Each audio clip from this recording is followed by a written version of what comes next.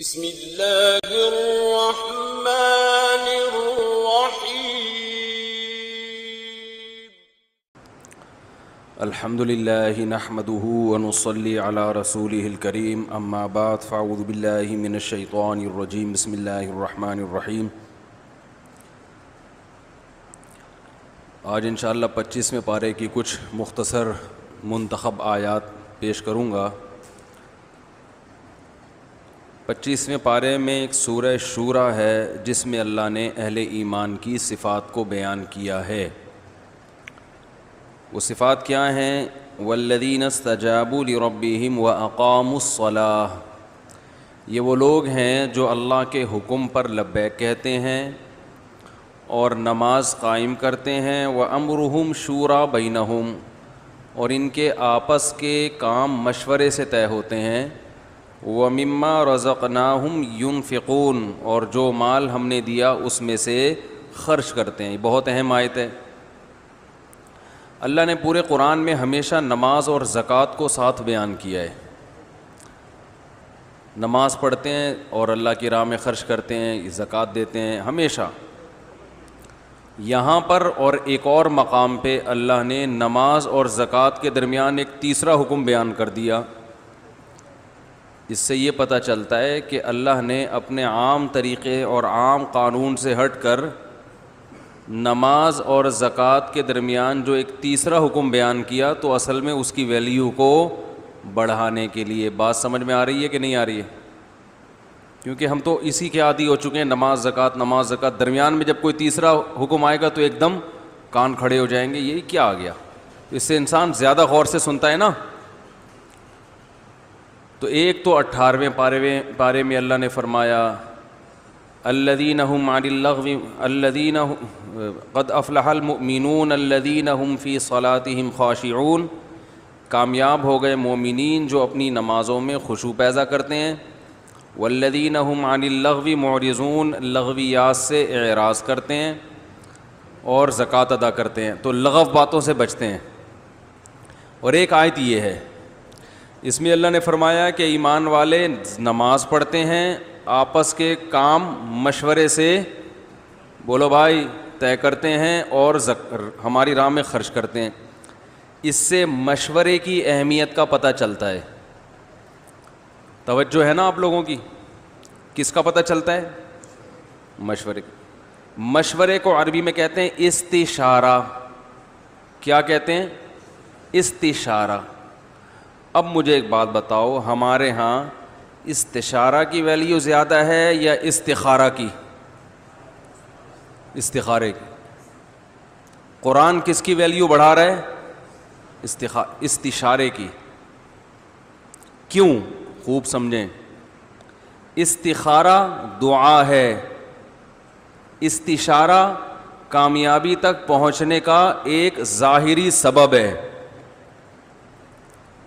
استخارہ دعا ہے، دعا اللہ سے مشورہ نہیں ہے، دعا ہے۔ اس میں یہ پڑھا جاتا ہے اللہم ان کنت تعلم ان ھذا الامر خیر لی فی دینی ومعاشی وعاقبت امری فاقدرہ لی۔ اے اللہ اگر یہ کام بہتر ہے تو مقدر کر دے، بہتر نہیں ہے تو ہٹا دے مجھ سے۔ اس میں کوئی اللہ سے مشورہ نہیں مانگا گیا کہ اللہ یہ بہتر ہے تو خواب میں پیلا آ جائے تو نیلا آ جائے تو لال آ جائے تو سگنل مل جائے۔ قیامت تک استخارہ کرتے رہو گے، کوئی سگنل نہیں ملے گا، اور اگر سگنل ملے گا تو اللہ اس کے رسول نے کوئی ذمہ داری نہیں لی ہے کہ یہ میری طرف سے سگنل ہے۔ شیطانی تصرف بھی ہو سکتا ہے، دماغی فطور بھی ہو سکتا ہے۔ نہیں آ رہی بات؟ تو پھر کریں کیوں استخارہ جب کوئی سگنل ہی نہیں مل رہا؟ تو ایسا ہی ہے جیسے کوئی پوچھے دعا کیوں کریں، تو بھائی دعا تو ویسے ہی کی جاتی ہے، اللہ جو بہتر ہے وہ کیا کر دے؟ مقدر کر دے۔ تو سوال پیدا ہوتا ہے جب دعا ہی کرنی ہے تو پھر وہ استخارہ کو الگ سے کوئی کیوں کہا گیا؟ ویسے ہی دعا کر لیتے۔ پھر یہ مخصوص طریقے سے دعا پڑھنا اور پھر 2 رکعت پڑھ کے استخارہ کرنا، اس کا کیا مطلب ہے؟ تو بھائی عام دعا میں اور اس میں فرق یہ ہے کہ اس دعا کی قبولیت کا امکان زیادہ ہے عام دعا کی قبولیت کے امکان سے، بس اس سے آگے کچھ بھی نہیں ہے۔ پتہ نہیں کیا کیا کر رہے ہیں. استخارہ نکالا, یہ آیا استخارہ نکالا, ہم نے تو وہاں رشتہ بھیجا, استخارہ بھی نکال لیا, پازیٹیو آ گیا. وہ بھائی نہیں, کچھ نہیں نکلا, تمہارا دماغ خراب ہو گیا ہے. پازیٹیو آ گیا تو وہ تمہارا یہ کوئی کرونا تھوڑی ہے جو پازیٹیو آئے گا. ہاں کرونا ہوتا ہے, پازیٹیو بھی ہوتا ہے, کبھی نیگیٹو. پریگنینسی میں خواتین ٹیسٹ کرواتی ہیں, کبھی پازیٹیو آتا ہے, کبھی نیگیٹو آتا ہے. تو آپ اگر پریگننٹ ہیں تو پھر جائیں استخارہ نکالیں, پازیٹیو آ گیا تو اس کا مطلب امید ہے آپ کو. تو پتہ نہیں کیا بنا دیا ہے. دعا ہے, دعا, اے اللہ بہتر ہے تو مقدر کر دے, بہتر نہیں ہے تو نہ کر. ایک صاحب نے مجھے کہا کہ اگر استخارے کے بعد میرا دماغ اس طرف چلا جائے کہ یہ کام کرنا ہے تو پھر کرنا ہے کہ نہیں کرنا. میں نے کہا استخارہ نہ بھی ہو, دماغ اگر اس طرف چلا جائے تو چاہے استخارے کے بعد جائے چاہے استخارے سے پہلے جائے. دنیا میں اس سے بڑا بے وقوف کوئی بھی نہیں ہے کہ جس کا دماغ اس طرف جا رہا ہے کر اس طرف والا کام رہا ہے. تو اللہ نے پھر کھوپڑی میں دماغ دیا کیوں ہے؟ یہ دماغ اس لیے دیا ہے نا کہ جس طرف جائے تو تم نے بھی اسی طرف جانا ہے. دل جس طرف جائے اس طرف نہیں جانا. دل کبھی غلط طرف جا رہا ہوتا ہے, کبھی صحیح طرف جا رہا ہوتا ہے. تو دل کو فالو نہیں کرنا ہے, فالو کھوپڑی کو کرنا ہے. تو آپ تو میں نے کہا خوش قسمت ہو کہ آپ کا دماغ ایک طرف جا رہا ہے, تو اس کا مطلب جاؤ ادھر, چاہے استخارہ نکالا ہو یا نہ نکالا. ہاں استخارے کی برکت سے یہ ہوگا کہ اللہ تعالیٰ سے امید ہے کہ وہ کام آسان ہو جائے گا, اللہ کروا دیں گے. کرنا تو وہی ہے چاہے جدھر کھوپڑی جا رہی ہو, چاہے استخارہ کیا ہو یا نہیں کیا ہو. تو استخارے کی بھی ویلیو ہے. ما خاب من استخارہ, حدیث میں آتا ہے جو استخارہ کرتا ہے نامراد نہیں ہوتا. کیا مطلب؟ یہ دعا قبول ہوتی ہے, لیکن ہے چونکہ دعا, اور جب انسان کے پاس اسباب ہوں کسی کام تک پہنچنے کے اور دعا بھی ہو, تو اسلام یہ کہتا ہے کہ جو دعا چھوڑ دے گا اس نے ایک عبادت چھوڑی ہے, غلط کیا اس نے. لیکن عین ممکن ہے دعا کے بغیر بھی کام ہو جائے, امکان ہے, دعا سے قبولیت کا امکان زیادہ ہے. لیکن جو اسباب چھوڑ دے گا وہ تو ناکام ہوگا ہی ہوگا لازمی, پھر 100 دفعہ بھی دعائیں مانگتا رہے. سمجھ میں آ رہی ہے بات کہ نہیں آ رہی؟ دیکھو روزی کمانے کا سبب کیا ہے؟ محنت کرنا, کوئی ہنر پیدا کرنا, یہ ہے نا. اب آپ نے وہ سبب اختیار نہیں کیا, دعا مانگ رہے ہیں اللہ مجھے روٹی دے دے, مجھے پراٹھے دے دے, مجھے انڈے دے دے, مجھے یہ دے دے, تو گندے انڈے آئیں گے ابا کی طرف سے, وہ اٹھا کے ماریں گے آپ کو. کم بخت گھر میں پڑا رہتا ہے, کماتا نہیں ہے, یہ والے انڈے ملیں گے. امتحان جب دیں گے تو رزلٹ میں انڈا ملے گا آپ کو. سمجھ رہے ہیں نا؟ آپ صبح لیلۃ القدر میں مانگتے رہیں ساری رات دعائیں, اللہ مجھے کامیاب کر دے, اللہ مجھے کامیاب کر دے, اللہ مجھے کامیاب کر دے. بے روزگار ہے, اللہ میری شادی کرا دے. تو بھائی رشتے والے سب سے پہلے تو روزگار دیکھتے ہیں نا. اب دعائیں مانگ رہے لیلۃ القدر کی راتوں میں اٹھ کے, اللہ میری 4 کرا دے. لوگ 4 کر کے بیٹھے ہیں, میری 1 کرا دے. رو کے پاگل ہو جائے, کخ بھی نہیں ہونے والا. کیوں؟ اسباب اختیار نہیں کر رہا. بھائی جب لڑکی والوں کے ہاں پیغام بھیجو گے, سب سے پہلا سوال کرتا کیا ہے, منڈا کرتا کیا ہے. پنجاب میں ہوگے تو پوچھیں گے منڈا کرتا کیا. آپ نے کہا لکڑ کا کاروبار ہے, لکڑیوں کا بزنس ہے, تو وہ پوچھیں گے کہ مسواک بیچتا ہے یا کوئی کارخانہ ہے. ان کو بیوقوف بنانا آسان, بولو بھائی, نہیں ہے. تو اسباب پورے اختیار کرو, پھر دعا مانگو. اسباب آپ نے پورے اختیار کیے کہ بھائی بزنس بھی کر لیا آپ نے, پڑھائی میں نمبر بھی اچھے آ گئے, اچھی جاب مل گئی, اور جناب اسٹیبل ہو گئے. اب آپ اس قابل ہوئے کہ کہیں پیغام بھیجیں گے تو قبول ہوگا. پھر اگر قبول نہیں ہو رہا, دعا مانگو, اے اللہ میں نے تو اپنا کام پورا کر دیا, پھر بھی کوئی لفٹ کرانے کے لیے تیار نہیں ہے. اب دعا مانگو, انشاءاللہ دعا قبول ہوگی. نہیں تو آخرت میں, نہیں تو ذخیرہ ہو جائے گا اللہ کے پاس, نہیں تو ثواب تو مل جائے گا دعا مانگنے کا.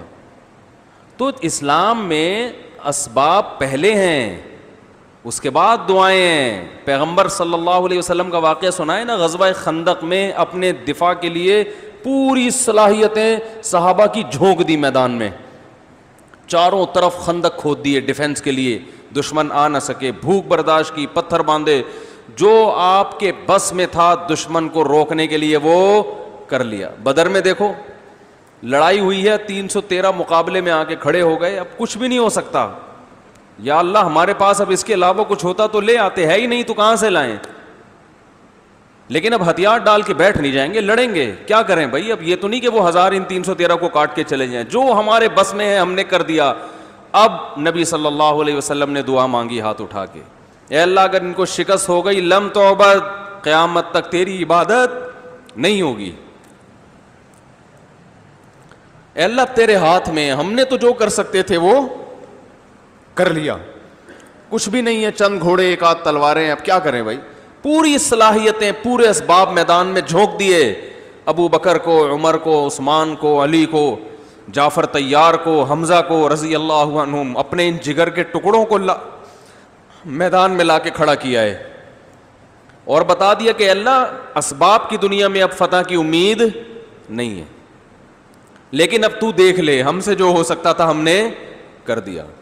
لیکن اگر یہ قتل ہو گئے, یہ شہید ہو گئے, یہ ختم ہو گئے, تو میں آخری نبی ہوں, میرے بعد کوئی نبی نہیں آئے گا. تو اب قیامت تک پھر تیرا نام لینے والا کوئی بھی دنیا میں نہیں ہوگا.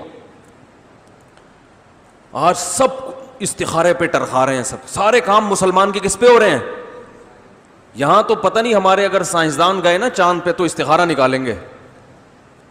مجھے تو ایسا لگ رہا ہے کہ یہ کیا نکالیں گے, استخارہ نکالیں گے کہ چاند پہ جانا ہے کہ نہیں جانا ہے. نکلے گا پھر پتہ نہیں کیا نکل کے آ جائے. استخارے کی ویلیو کا میں انکار نہیں کر رہا, لیکن یہ وہ استخارہ نہیں ہے جو نبی نے سکھایا ہے. نبی کا سکھایا ہوا استخارہ کچھ اور ہے, پبلک جو استخارہ کر رہی ہے وہ کچھ اور ہے. تو پوری صلاحیتیں استعمال کرنے کے بعد ظاہری گراؤنڈ ریئلٹی کو دیکھ کر آپ نے فیصلے کیے ہیں. نبی صلی اللہ علیہ وسلم نے گراؤنڈ ریئلٹی کو دیکھ کر, غزوہ خندق میں گراؤنڈ ریئلٹی کو دیکھ کر فیصلہ کیا ہے کہ اتنی بڑی جماعت سے لڑنا ہمارے بس میں نہیں ہے. یہ گراؤنڈ ریئلٹی ہے نا, سارے قبائل مل کے حملہ کر رہے ہیں, ہم تھوڑے سے کیسے لڑیں گے. تو پہلا فیصلہ ان سے لڑنا نہیں ہے. لڑنے کا مطلب خود سے حملہ نہیں کرنا. دوسرا فیصلہ ان سے دفاع کرنا ہے, کیونکہ دفاع کے لیے طاقت ضروری نہیں ہے, دفاع تو کرنا ہی کرنا ہے نا. یہ تو ہمیں مار دیں گے مدینہ میں آ کے, ختم کر دیں گے. تو اب آپ کے سامنے ہدف کیا تھا, ان کو کسی طرح مدینہ آنے سے روک دیا جائے. روکنے کا کے لیے آپ نے مشورہ لیا صاحب, استخارہ نہیں نکالا کہ یہ بھائی حضرت ابو بکر سے کہو آپ وہاں استخارہ نکالیں, آپ وہاں استخارہ نکالیں کہ کیسے ان سے بچا جائے. نا نا نا نا نا, امرہم شورا بینہم, قرآن کہہ رہے ہیں ان کے اہم معاملات مشورے سے طے ہوتے ہیں. مشورے میں یہ ہوگا کہ عین ممکن ہے کسی کا دماغ ایسی بات کی طرف چلا جائے جس طرف آپ کا دماغ, ارے بولنے میں کوئی پابندی لگائی ہے گورنمنٹ نے یار, اتنی اہمیت سے میں وہ کر رہا ہوتا ہوں جیسے ابھی وہ ایک دم وہیں پہ رک جاتے ہیں. مشورے میں فائدہ کیا ہوتا ہے, مختلف رائے جب سامنے آتی ہیں تو بعض دفعہ ایسی رائے سامنے آ جاتی ہے جو آپ کے ذہن میں نہیں ہوتی, تو فیصلہ کرنے میں آسانی. مشورہ وہ نہیں کرتا جو اپنے آپ کو فنٹر سمجھتا ہے, وہ کہتا ہے میں نے ہر پہلو سے غور کر لیا ہے. بھائی ہو سکتا ہے بہت سے پہلو آپ کے سامنے ہو ہی نہیں. عین ممکن ہے جب آپ مشورہ لو تو کچھ ایسے پہلو سامنے آ جائیں جن کی طرف آپ کا دماغ گیا ہی نہیں تھا. ہمارے نبی صلی اللہ علیہ وسلم نے صلح حدیبیہ کے موقع پر جب مشرکین مکہ سے ایگریمنٹ کیا, مشرکین نے کہا آپ اب احرام کی حالت میں آ چکے تھے, آپ اس سال عمرہ نہیں کر سکتے. اب شریعت میں حکم ہے کہ احرام کو کھول کے سر مڈوایا جائے, سر منڈائیں گے تو احرام کھلے گا. اب نبی صلی اللہ علیہ وسلم نے صحابہ کو حکم دیا سر مڈالو اور احرام کھول دو. یہ ایسے ہی جیسے نماز میں نیت توڑنے کا کسی کو کہا جائے, مشکل کام ہوتا ہے نا. تو صحابہ نے کہا ہم نے احرام میں آ گئے, عمرہ کیے بغیر تو احرام کھول نہیں سکتے نا, اب کیسے کھول دیں احرام, دم بھی دینا پڑتا ہے اس میں اور عمرہ بھی واجب ہو جائے گا. تو ایک عبادت کو ادھورا چھوڑ کے ہم کیسے احرام کھول دیں, سر منڈا کے, ابھی عمرہ کیا نہیں ہے اور احرام میں آ کے ہم کیسے احرام کھول دیں, کیونکہ پہلے زندگی میں کبھی ان کے ساتھ ایسا ہوا نہیں تھا. اور کھولے بھی مشرکین کے کہنے پر, کافروں کے کہنے پر, اور ان کا کوئی مطالبہ بھی معقول نہیں ہے, سارے غلط مطالبے. تو ان کے غلط مطالبے بھی مانیں اور عمرہ بھی چھوڑ دیں اور احرام بھی اتار دیں. تو نبی صلی اللہ علیہ وسلم نے حکم دیا صحابہ کی نہیں دل مائل ہو رہا تھا. تو آپ نے اپنی زوجہ سے مشورہ لیا کیا کریں. انہوں نے فرمایا یا رسول اللہ آپ ان کو حکم نہ دیں, خود سر منڈا کے احرام کھول دیں, آپ کی دیکھا دیکھی یہ کر لیں گے. کہیں نہیں ان کو, عمل کر کے دکھائیں. کیونکہ ان کے ذہن میں یہ آ رہا تھا نا کہ ایک تو ایک غلط کام ہے, تو جب نبی کو دیکھیں گے کرتا ہوا تو بھائی نبی سے زیادہ پرہیزگار کون ہو سکتا ہے. تو جتنا بھی آپ ان کو کہتے رہیں گے یہ نہیں مانیں گے. تو آپ صلی اللہ علیہ وسلم نے اپنی زوجہ سے مشورہ لیا, انہوں نے مشورہ دیا کہ ایسا کہیں. پیغمبر خدا ہو کر بھی مشورہ لے رہے ہیں کہ بھائی کوئی ممکن ہے ان کے ذہن میں کوئی ایسی بات آ جائے جو میرے ذہن میں نہیں ہے. تو مشورے کا حکم اس لیے بھی ہے کہ جو مشورہ نہیں لیتا وہ اپنے آپ کو دنیا کا سب سے بڑا فنٹر سمجھتا ہے, اور اللہ کو فنٹر سمجھنے والے پسند, فنٹر گیری اسلام میں پسندیدہ نہیں ہے. اور بھائی ہو سکتا ہے تم بڑے فنٹر ہو, بڑے ذہین ہو, لیکن ممکن ہے دوسری کی دماغ ایسی طرف چلا جائے تمہارا ذہن نہ گیا ہو. کیا خیال ہے بھائی, غلط کہہ رہا ہوں تو بتا دیں. تو ہمارے نبی نے تو سکھایا ہے, آپ سے بڑا, آپ سے زیادہ ذہین کون ہو سکتا ہے. تو آپ صلی اللہ علیہ وسلم نے یہی مشورہ پر عمل کیا کہ بھائی کہنے کا فائدہ نہیں ہے, سر منڈا لو. جب صحابہ نے دیکھا نبی نے سر منڈا لیا تو بہت سب نے سر منڈانا شروع کر دیا, سب نے احرام کھول دیا.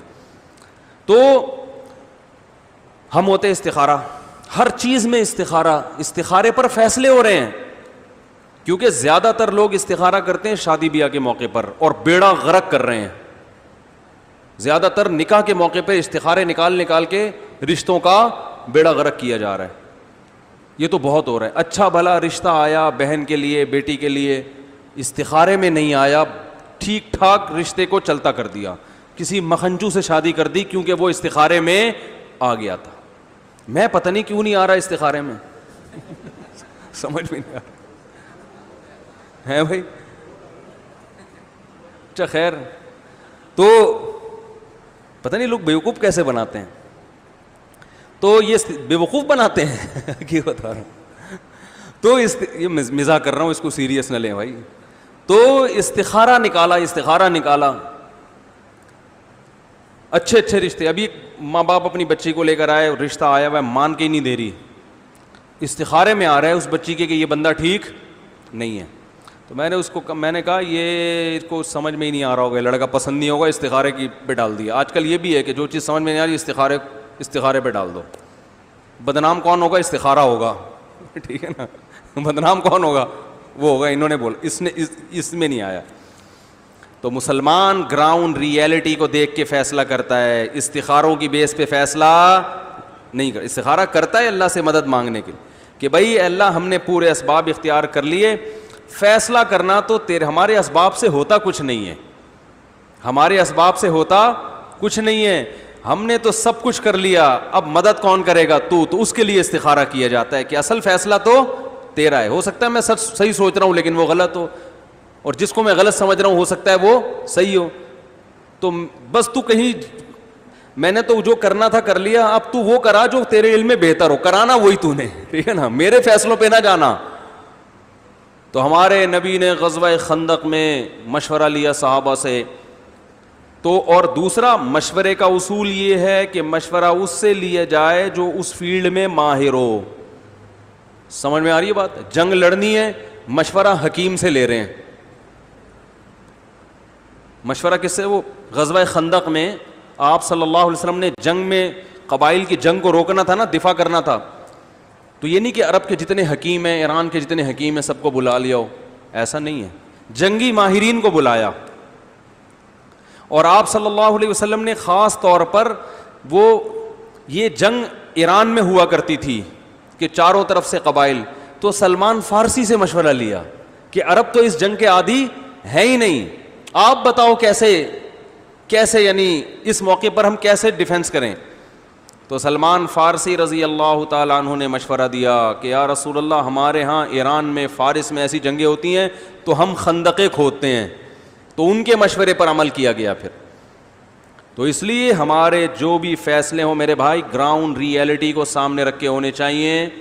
ابھی وہ پرسوں شیعہ لوگوں کا جلوس نکلا ہے نا, پرسوں ترسوں کل ہے, پتہ نہیں کب نکلا ہے, پرسوں نکلا ہے میرے خیال. تو وہ اس پہ گورنمنٹ نے ان کو فل پروٹوکول دیا, دبا کے جلوس نکالا. تو اب بعض حضرات کی طرف سے یہ مطالبہ آ رہا ہے, مجھ سے بھی کہا گیا کہ آپ یہ اعلان کریں کہ لاک ڈاؤن ختم ہو جائے, مسجد میں کراؤڈ دوبارہ شروع ہو جائے, گورنمنٹ سے کیا ہوا ایگریمنٹ ہم کیا کرتے ہیں, ختم کرتے ہیں, کیونکہ جب ان کو اجازت دی جا رہی ہے تو ہم کیوں. تو میں نے, مجھ سے جنہوں نے بھی یہ کہا, میں نے کہا دیکھیں, ہم نے جو لوگوں کو کہا ہے کہ مسجدوں میں فاصلے سے کھڑے ہوں, رش نہ لگائیں, یہ گورنمنٹ کے مشورے پہ نہیں کہا. گورنمنٹ کا حکم تو ویسے ایک الگ سے ایک تائید کے طور پر, یہ ڈاکٹروں کے مشورے پہ ہم نے کہا ہے, کیونکہ کراؤڈ سے وبا پھیلتی ہے یا نہیں پھیلتی یہ فیلڈ ڈاکٹروں کی ہے, یہ شیعہ سنی کی فیلڈ بولو بھائی نہیں ہے. اب اگر گورنمنٹ نے حماقت کر رہی ہے, جو 100% حماقت ہے, بلکہ فرقہ پرستی کو ہوا دے رہی ہے کہ سنیوں کی 99% تعداد ہے, بلکہ اس سے بھی زیادہ ہوگی, ان کو 2 مہینے سے مسجدوں میں کراؤڈ پر پابندی لگائی ہوئی ہے, اور 1% کے بھی کچھ مخصوص لوگ, وہ بھی پورے نہیں, ان کے بھی کچھ مخصوص لوگوں کو کھلی چھوٹ دے دی, تو یقیناً یہ بہت بددیانتی ہے, تعصب ہے, مذہبی تعصب ہے, یہ اس میں 2 رائے نہیں ہو سکتی. لیکن فیصلہ ہم نے گراؤنڈ ریئلٹی کو دیکھ کے سامنے کرنا ہے. مشورہ کس سے لینا ہے, شیعہ سنی سے تھوڑی لینا ہے کہ ان کی ٹکر میں آ کے ہم وہ کام کرنا شروع کر دیں جس کا پوری قوم کو نقصان ہو. مسجدوں میں کراؤڈ سے گورنمنٹ کو تھوڑی کچھ ہونے والا ہے, ان کا کیا ہے, وہ تو بیٹھے ہوئے آرام سے. نقصان کس کا ہوگا, نمازیوں کا ہوگا, وبا ان میں پھیلے گی. تو ہم کسی قوم کی دشمنی میں, وہ بات ہمارے لیے سوٹیبل نہیں ہے جس سے نقصان کس کو, قوم کو. تو مجھے لوگوں نے کہا اب آپ بیان کریں کہ اب ہم کراؤڈ پہ بھی جو ہے نا وہ پابندی ختم کریں گے, اور مسجد میں چپک کے لوگ کھڑے ہوں گے, جھپیاں ماریں گے ایک دوسرے کو, اور سب ختم. تو یہ جو ہے یہ ہم ڈاکٹروں سے پوچھ کے کہہ رہے ہیں. گورنمنٹ, حکومت, وزیر اعظم تو لاک ڈاؤن کے ویسے ہی خلاف ہیں. لوگ مجھے یہ بھی کہہ رہے ہیں سرکاری مولوی حکومت کا پٹھو. ابے بھائی حکومت کہاں لاک ڈاؤن کروا رہی ہے, حکومت کے تو صرف باتیں ہیں, ہر جگہ رش ہے. تو ہم تو کہہ رہے ہیں کسی بھی جگہ پہ رش نہیں ہونا چاہیے, اور ڈاکٹروں سے پوچھ کے کہہ رہے ہیں, ڈاکٹروں سے رابطہ کر کے کہہ رہے ہیں.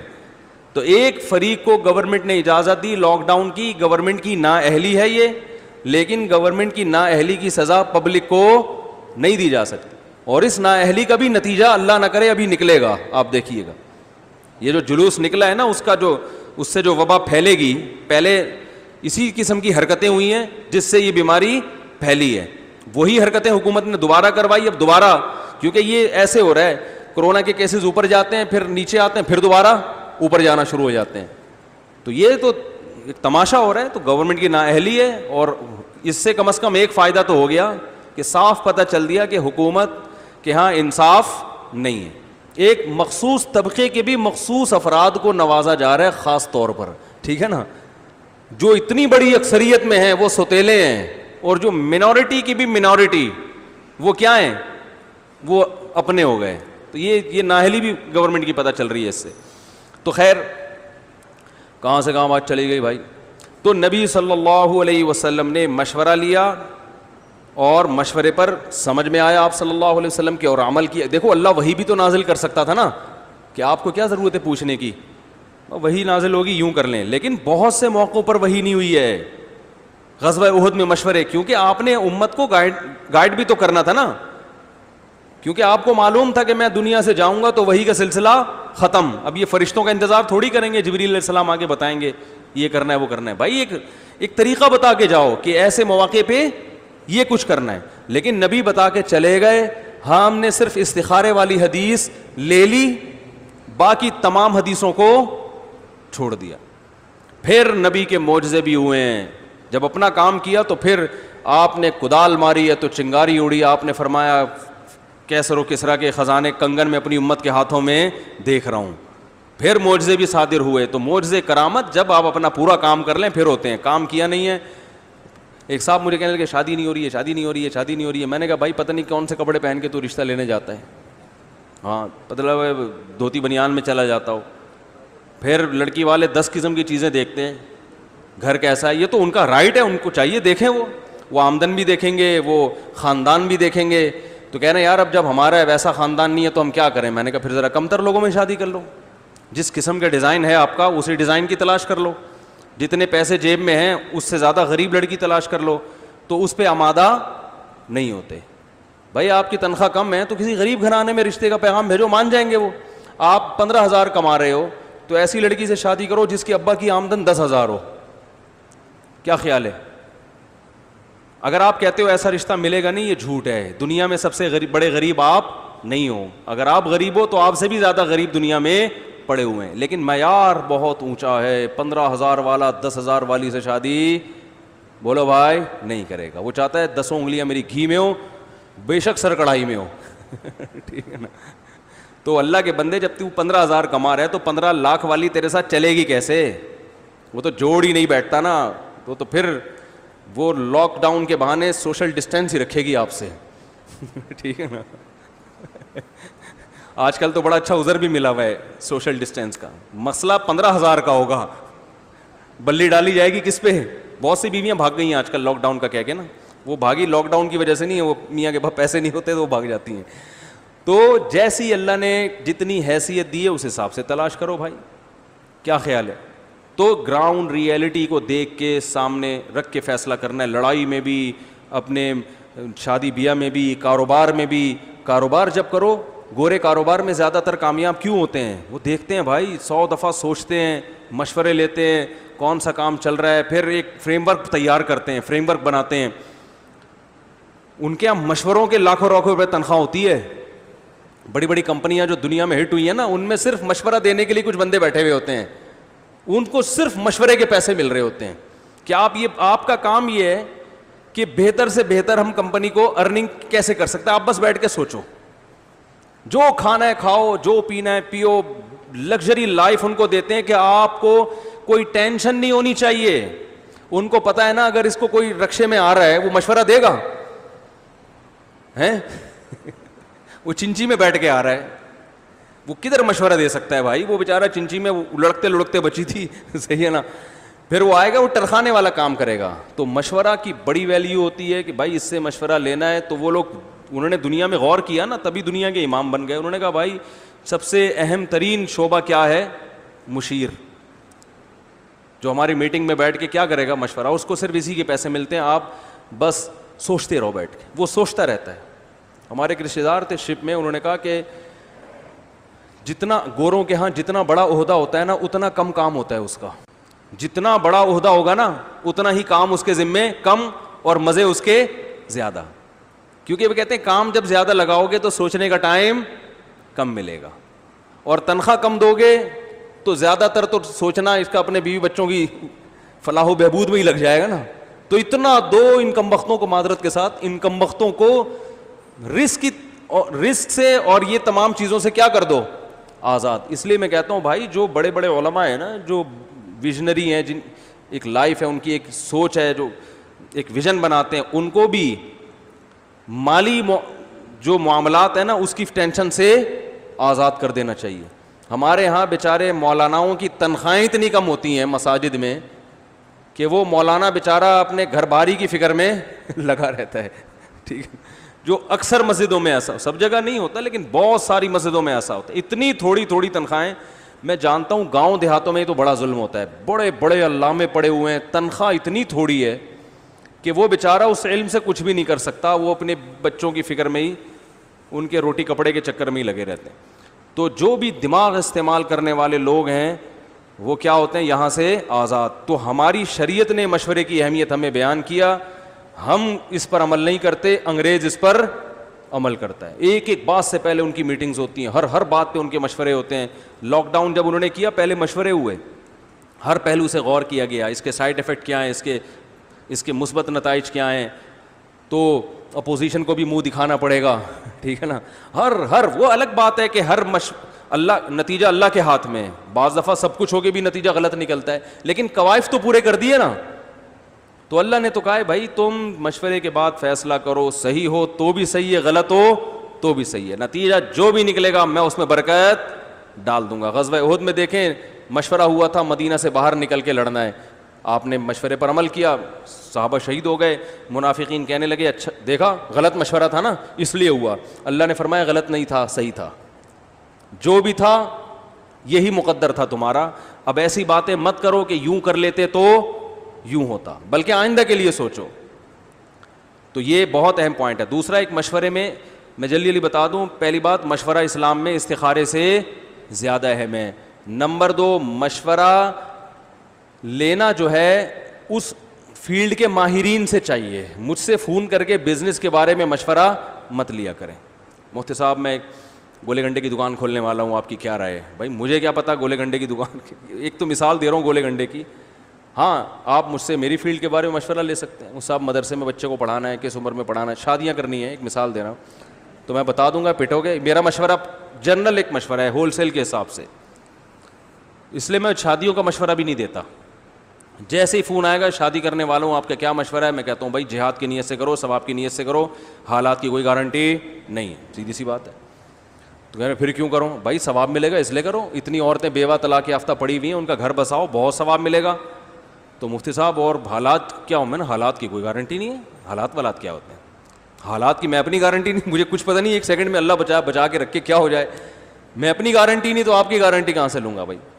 ایک صاحب مجھے ہوٹل میں لے کر گئے, چائے پلائی, دودھ پتی منگوائی 2, بولا صاحب بہت ضروری بات ہے, بہت اہم نا, اپنے جاننے والے تھے, بہت اہتمام کے ساتھ سائٹ پہ لے گئے, انہوں نے مجھے بٹھایا, چائے وہ منگوائی, بالکل جب فریش ہو گیا کہہ رہے ہیں بہت اہم بات ہے, میں دوسری شادی کرنا چاہتا ہوں, آپ سے مشورہ لینا چاہتا ہوں.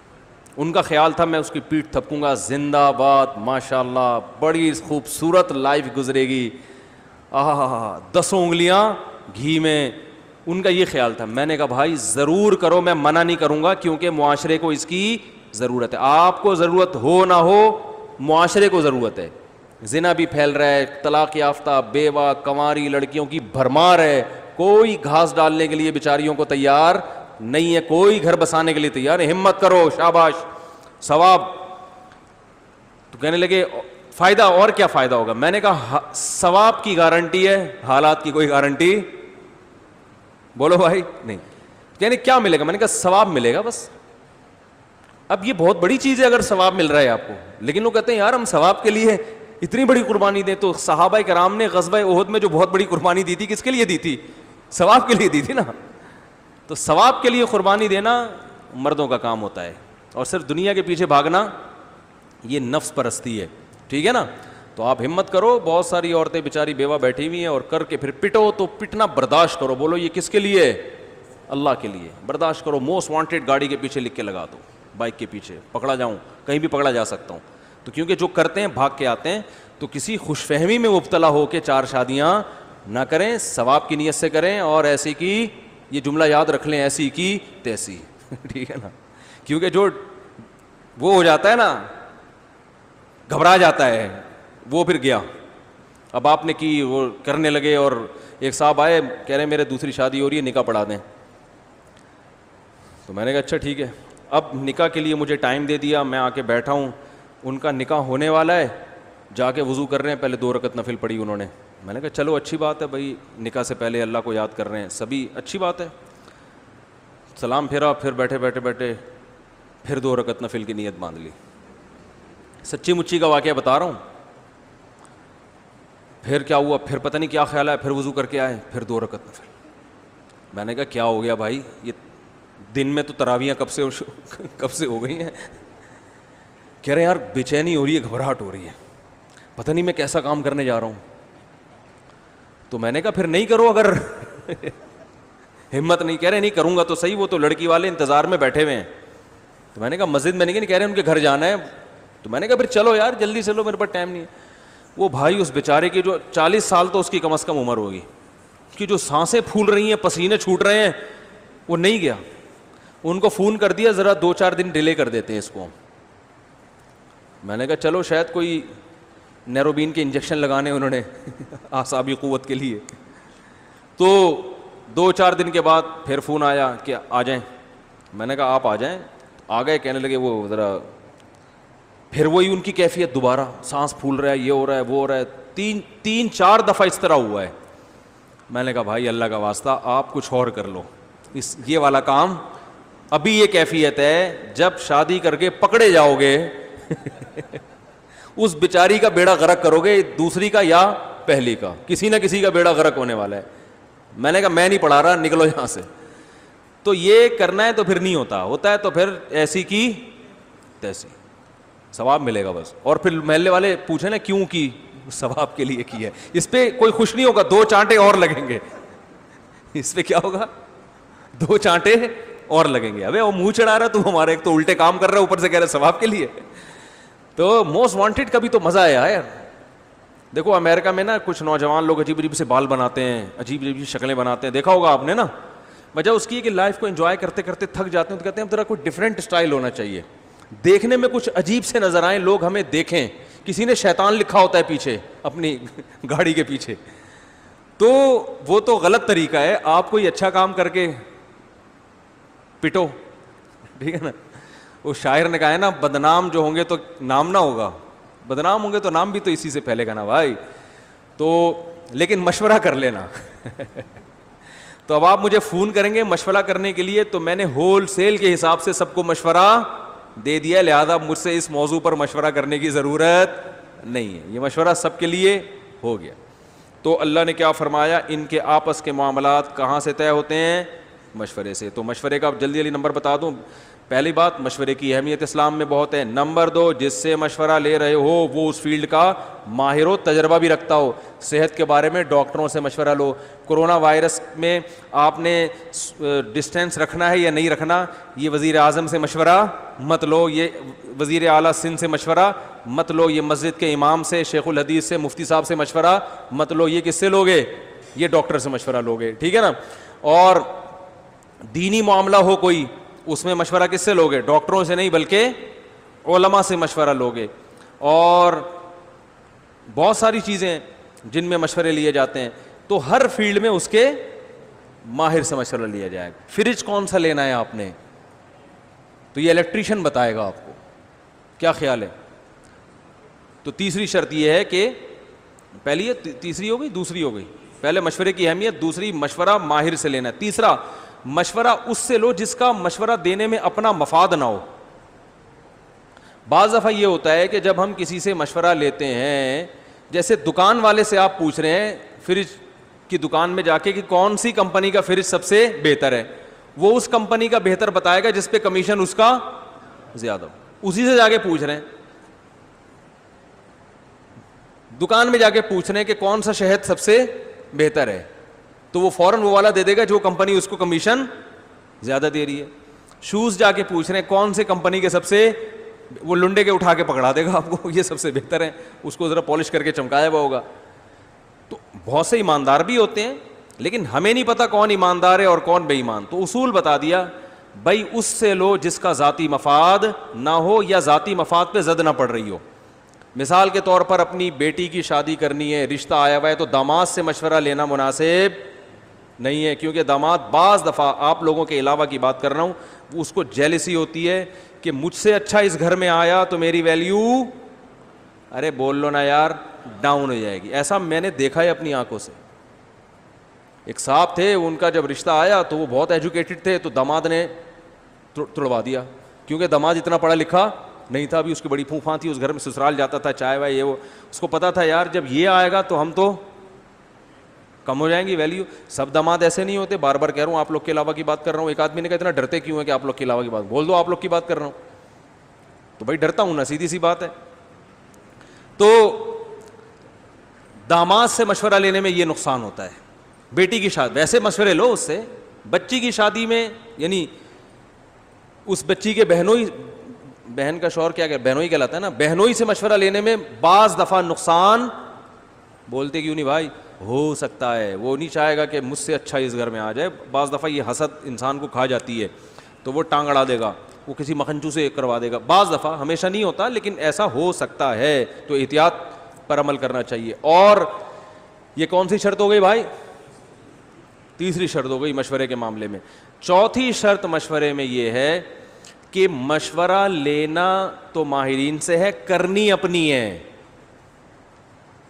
بعض دفعہ انسان سب سے مشورہ لیتا ہے مگر سمجھ میں پھر بھی نہیں آ رہا ہوتا, تو کرنا وہی ہے جو آپ کی کھوپڑی میں آئے. اب سوال پیدا ہوتا ہے, جب کرنا وہی ہے جو اپنی کھوپڑی میں آئے, تو پھر مشورہ لینے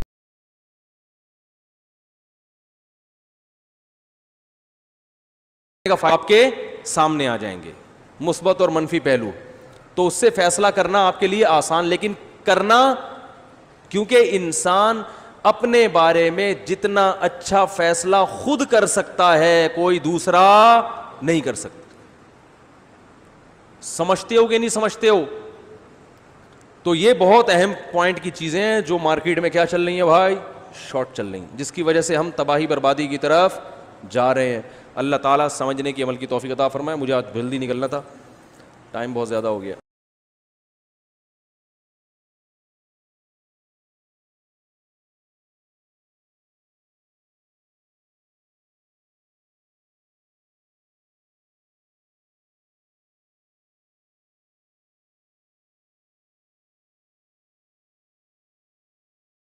بسم اللہ الرحمن الرحیم.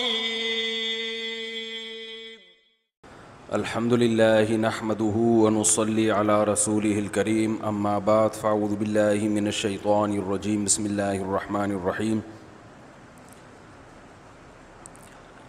آج انشاءاللہ 25ویں پارے کی کچھ مختصر منتخب آیات پیش کروں گا.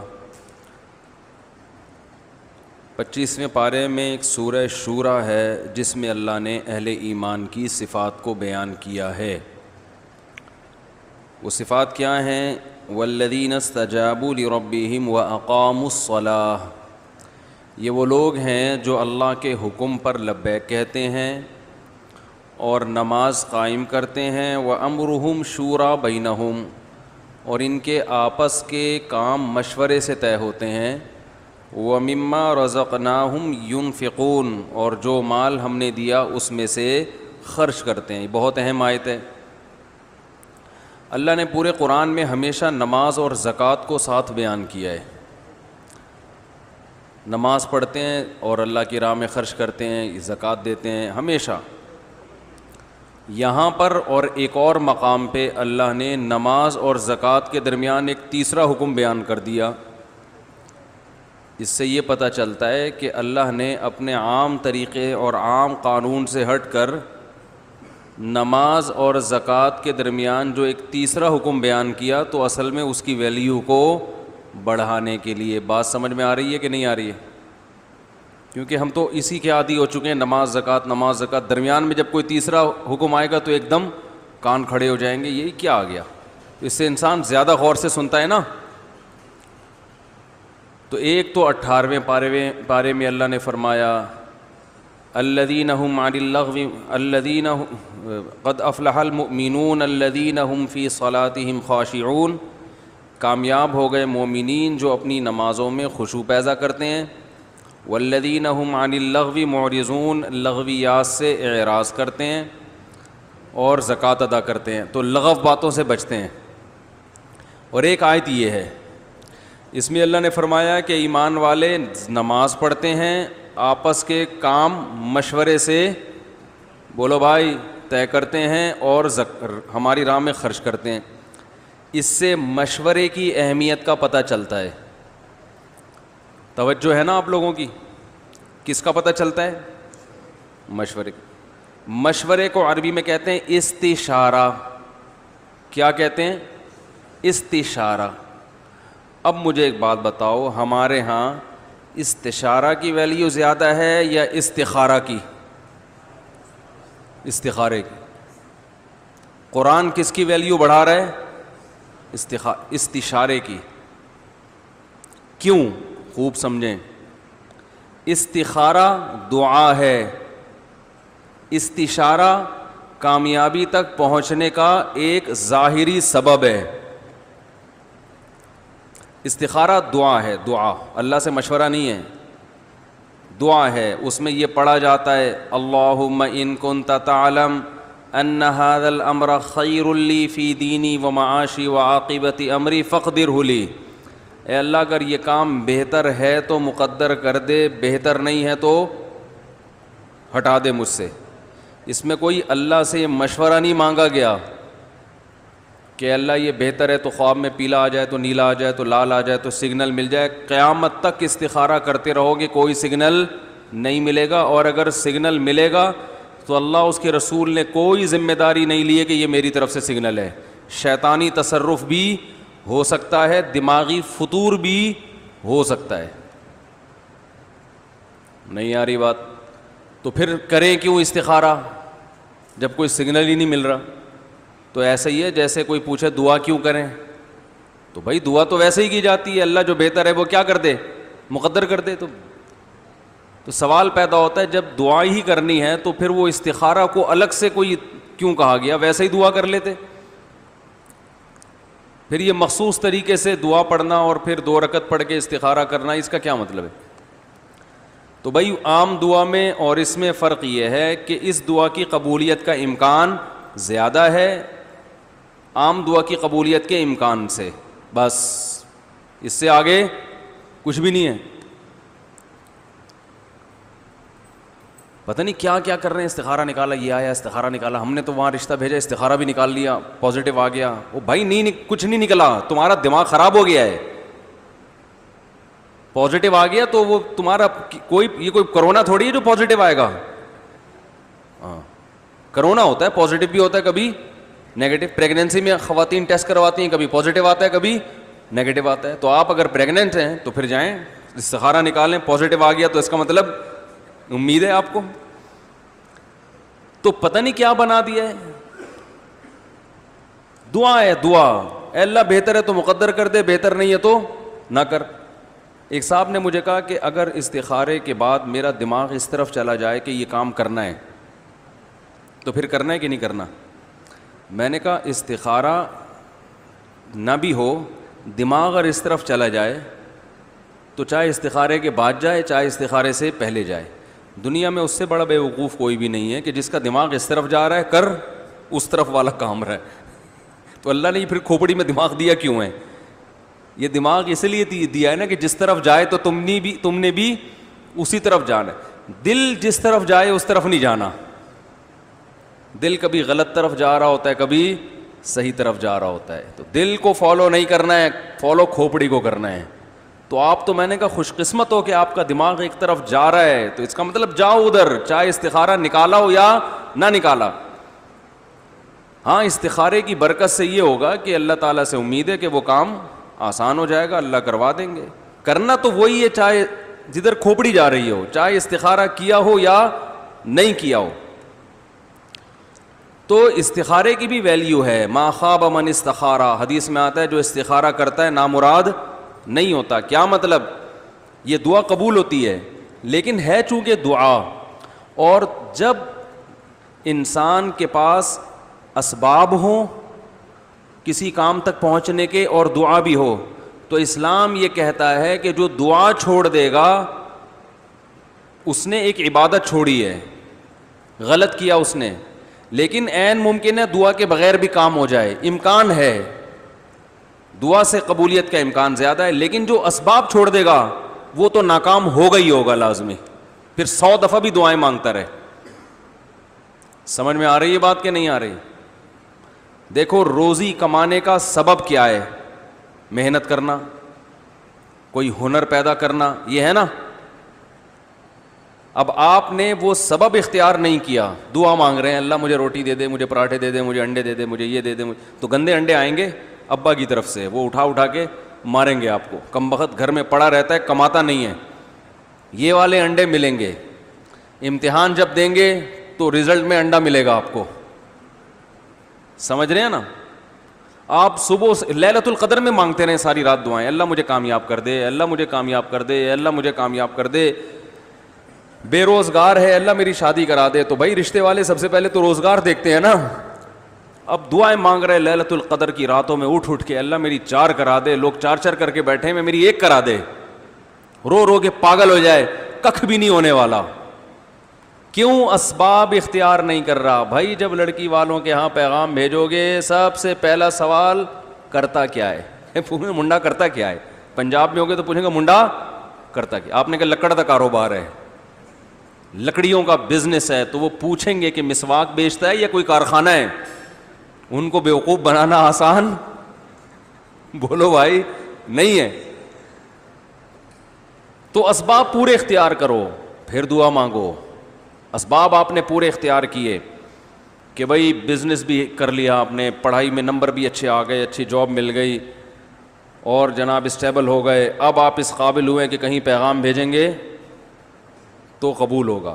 پھر اگر قبول نہیں ہو رہا دعا مانگو, اے اللہ میں نے تو اپنا کام پورا کر دیا, پھر بھی کوئی لفٹ کرانے کے لیے تیار نہیں ہے, اب دعا مانگو, انشاءاللہ دعا قبول ہوگی. نہیں تو آخرت میں, نہیں تو ذخیرہ ہو جائے گا اللہ کے پاس, نہیں تو ثواب تو مل جائے گا دعا مانگنے کا.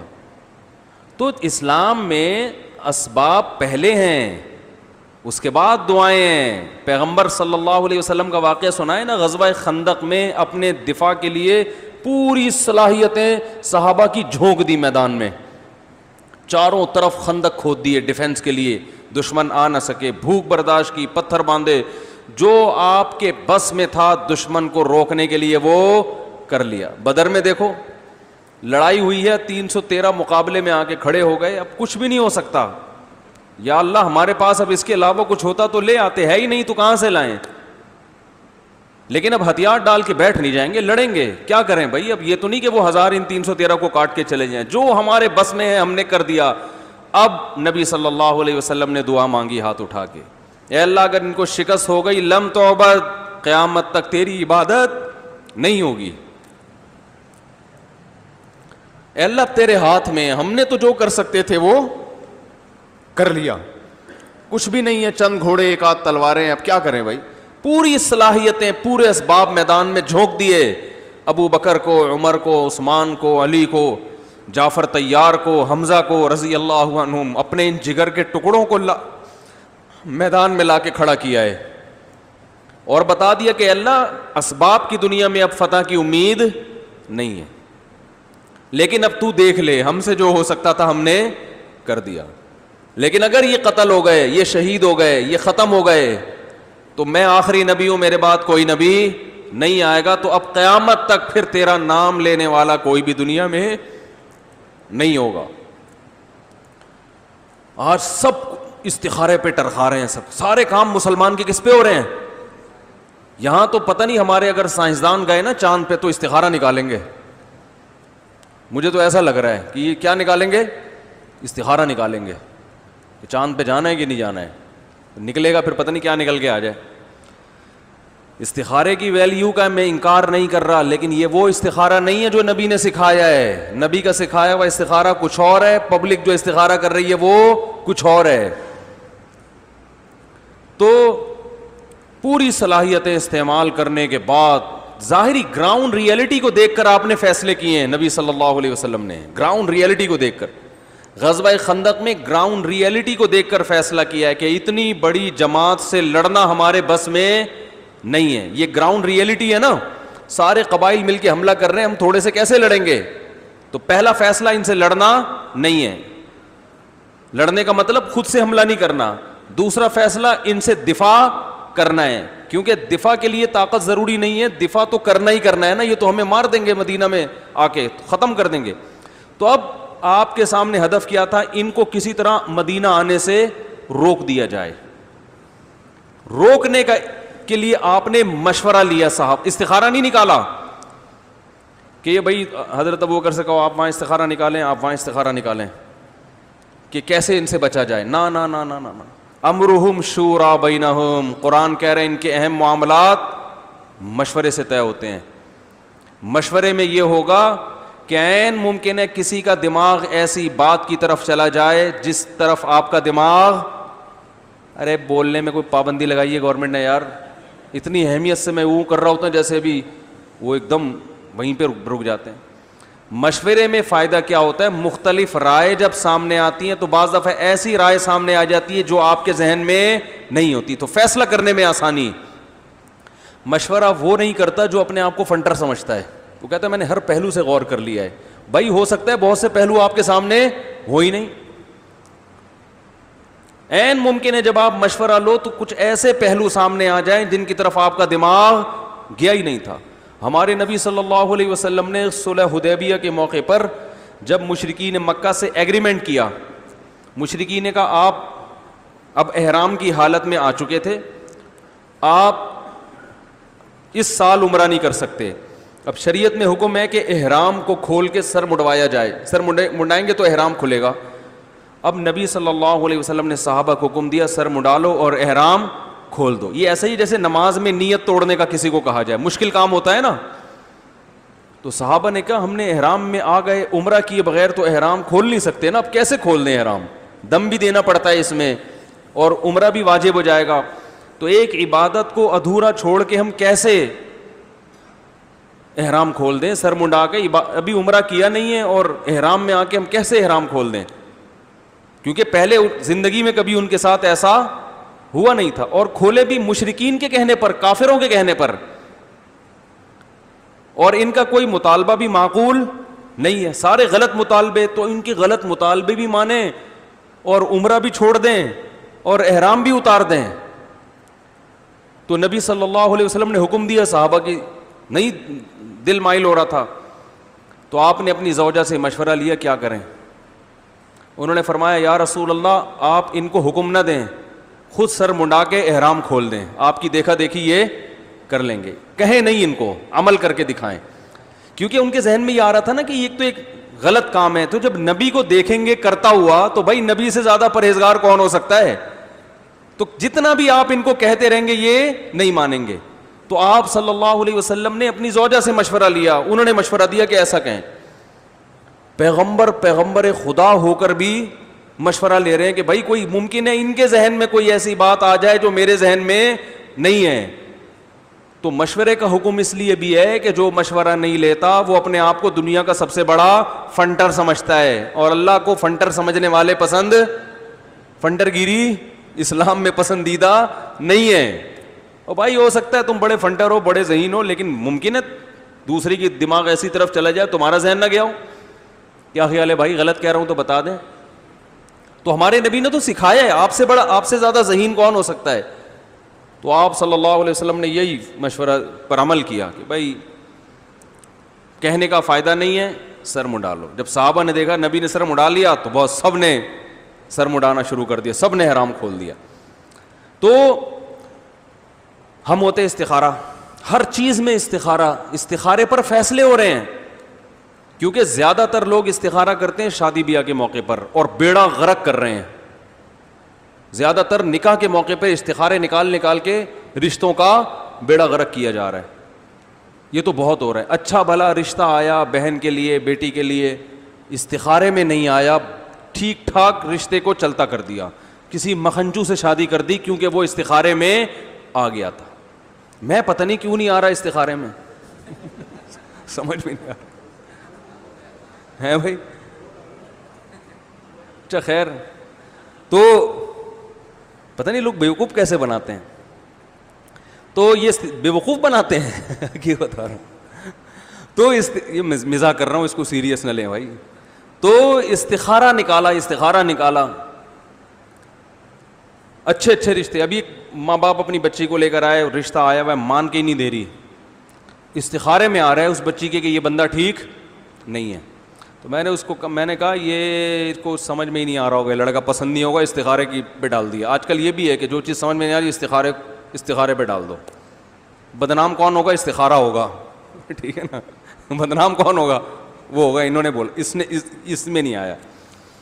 تو مسلمان گراؤنڈ ریئلٹی کو دیکھ کے فیصلہ کرتا ہے, استخاروں کی بیس پہ فیصلہ نہیں کرتا. استخارہ کرتا ہے اللہ سے مدد مانگنے کے لیے کہ بھائی اللہ ہم نے پورے اسباب اختیار کر لیے, فیصلہ کرنا تو ہمارے اسباب سے ہوتا کچھ نہیں ہے, ہمارے اسباب سے ہوتا کچھ نہیں ہے, ہم نے تو سب کچھ کر لیا, اب مدد کون کرے گا, تو اس کے لیے استخارہ کیا جاتا ہے کہ اصل فیصلہ تو تیرا ہے. ہو سکتا ہے میں صحیح سوچ رہا ہوں لیکن وہ غلط ہو, اور جس کو میں غلط سمجھ رہا ہوں ہو سکتا ہے وہ صحیح ہو. تو بس تو کہیں میں نے تو جو کرنا تھا کر لیا, اب تو وہ کرا جو تیرے علم میں بہتر ہو, کرانا وہی تو نے, ٹھیک ہے نا, میرے فیصلوں پہ نہ جانا. تو ہمارے نبی نے غزوہ خندق میں مشورہ لیا صحابہ سے. تو اور دوسرا مشورے کا اصول یہ ہے کہ مشورہ اس سے لیا جائے جو اس فیلڈ میں ماہر ہو. سمجھ میں آ رہی ہے بات؟ جنگ لڑنی ہے, مشورہ حکیم سے لے رہے ہیں. مشورہ کس سے؟ وہ غزوہ خندق میں آپ صلی اللہ علیہ وسلم نے جنگ میں قبائل کی جنگ کو روکنا تھا نا, دفاع کرنا تھا. تو یہ نہیں کہ عرب کے جتنے حکیم ہیں, ایران کے جتنے حکیم ہیں سب کو بلا لیا ہو, ایسا نہیں ہے. جنگی ماہرین کو بلایا, اور آپ صلی اللہ علیہ وسلم نے خاص طور پر وہ یہ جنگ ایران میں ہوا کرتی تھی کہ چاروں طرف سے قبائل, تو سلمان فارسی سے مشورہ لیا کہ عرب تو اس جنگ کے عادی ہے ہی نہیں, آپ بتاؤ کیسے یعنی اس موقع پر ہم کیسے ڈیفینس کریں. تو سلمان فارسی رضی اللہ تعالیٰ عنہ نے مشورہ دیا کہ یا رسول اللہ, ہمارے ہاں ایران میں فارس میں ایسی جنگیں ہوتی ہیں تو ہم خندقیں کھودتے ہیں. تو ان کے مشورے پر عمل کیا گیا. پھر تو اس لیے ہمارے جو بھی فیصلے ہوں میرے بھائی, گراؤنڈ ریئلٹی کو سامنے رکھ کے ہونے چاہیے. ابھی وہ پرسوں شیعہ لوگوں کا جلوس نکلا ہے نا, پرسوں ترسوں کل ہے, پتہ نہیں کب نکلا ہے, پرسوں نکلا ہے میرے خیال. تو وہ اس پہ گورنمنٹ نے ان کو فل پروٹوکول دیا, دبا کے جلوس نکالا. تو اب بعض حضرات کی طرف سے یہ مطالبہ آ رہا ہے, مجھ سے بھی کہا گیا کہ آپ یہ اعلان کریں کہ لاک ڈاؤن ختم ہو جائے, مسجد میں کراؤڈ دوبارہ شروع ہو جائے, گورنمنٹ سے کیا ہوا ایگریمنٹ ہم کیا کرتے ہیں, ختم کرتے ہیں, کیونکہ جب ان کو اجازت دی جا رہی ہے تو ہم کیوں. تو میں نے, مجھ سے جنہوں نے بھی یہ کہا, میں نے کہا دیکھیں, ہم نے جو لوگوں کو کہا ہے کہ مسجدوں میں فاصلے سے کھڑے ہوں, رش نہ لگائیں, یہ گورنمنٹ کے مشورے پہ نہیں کہا. گورنمنٹ کا حکم تو ویسے ایک الگ سے ایک تائید کے طور پر, یہ ڈاکٹروں کے مشورے پہ ہم نے کہا ہے, کیونکہ کراؤڈ سے وبا پھیلتی ہے یا نہیں پھیلتی یہ فیلڈ ڈاکٹروں کی ہے, یہ شیعہ سنی کی فیلڈ بولو بھائی نہیں ہے. اب اگر گورنمنٹ نے حماقت کر رہی ہے, جو 100% حماقت ہے, بلکہ فرقہ پرستی کو ہوا دے رہی ہے کہ سنیوں کی 99% تعداد ہے, بلکہ اس سے بھی زیادہ ہوگی, ان کو 2 مہینے سے مسجدوں میں کراؤڈ پر پابندی لگائی ہوئی ہے, اور 1% کے بھی کچھ مخصوص لوگ, وہ بھی پورے نہیں, ان کے بھی کچھ مخصوص لوگوں کو کھلی چھوٹ دے دی. تو یقیناً یہ بہت بددیانتی ہے, تعصب ہے, مذہبی تعصب ہے, یہ اس میں دو رائے نہیں ہو سکتی. لیکن فیصلہ ہم نے گراؤنڈ ریئلٹی کو دیکھ کے سامنے کرنا ہے. مشورہ کس سے لینا ہے, شیعہ سنی سے تھوڑی لینا ہے کہ ان کی ٹکر میں آ کے ہم وہ کام کرنا شروع کر دیں جس کا پوری قوم کو نقصان ہو. مسجدوں میں کراؤڈ سے گورنمنٹ کو تھوڑی کچھ ہونے والا ہے, ان کا کیا ہے, وہ تو بیٹھے ہوئے آرام سے. نقصان کس کا ہوگا, نمازیوں کا ہوگا, وبا ان میں پھیلے گی. تو ہم کسی قوم کی دشمنی میں, وہ بات ہمارے لیے سوٹیبل نہیں ہے جس سے نقصان کس کو, قوم کو. تو مجھے لوگوں نے کہا اب آپ بیان کریں کہ اب ہم کراؤڈ پہ بھی جو ہے نا وہ پابندی ختم کریں گے, اور مسجد میں چپک کے لوگ کھڑے ہوں گے, جھپیاں ماریں گے ایک دوسرے کو, اور سب ختم. تو یہ جو ہے یہ ہم ڈاکٹروں سے پوچھ کے کہہ رہے ہیں. گورنمنٹ, حکومت, وزیر اعظم تو لاک ڈاؤن کے ویسے ہی خلاف ہیں. لوگ مجھے یہ بھی کہہ رہے ہیں سرکاری مولوی حکومت کا پٹھو. ابے بھائی حکومت کہاں لاک ڈاؤن کروا رہی ہے, حکومت کے تو صرف باتیں ہیں, ہر جگہ رش ہے. تو ہم تو کہہ رہے ہیں کسی بھی جگہ پہ رش نہیں ہونا چاہیے, اور ڈاکٹروں سے پوچھ کے کہہ رہے ہیں, ڈاکٹروں سے رابطہ کر کے کہہ رہے ہیں. تو ایک فریق کو گورنمنٹ نے اجازت دی لاک ڈاؤن کی, گورنمنٹ کی نااہلی ہے یہ, لیکن گورنمنٹ کی نااہلی کی سزا پبلک کو نہیں دی جا سکتی, اور اس نااہلی کا بھی نتیجہ اللہ نہ کرے ابھی نکلے گا. آپ دیکھیے گا یہ جو جلوس نکلا ہے نا, اس سے جو وبا پھیلے گی, پہلے اسی قسم کی حرکتیں ہوئی ہیں جس سے یہ بیماری پھیلی ہے, وہی حرکتیں حکومت نے دوبارہ کروائی. اب دوبارہ, کیونکہ یہ ایسے ہو رہا ہے, کورونا کے کیسز اوپر جاتے ہیں, پھر نیچے آتے ہیں, پھر دوبارہ اوپر جانا شروع ہو جاتے ہیں.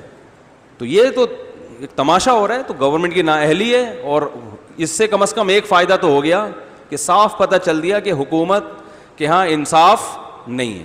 ایک مخصوص طبقے کے بھی مخصوص افراد کو نوازا جا رہا ہے خاص طور پر, ٹھیک ہے نا, جو اتنی بڑی اکثریت میں ہیں وہ سوتیلے ہیں, اور جو منورٹی کی بھی منورٹی وہ کیا ہیں, وہ اپنے ہو گئے.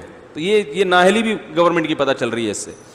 تو خیر کہاں سے کہاں بات چلی گئی بھائی.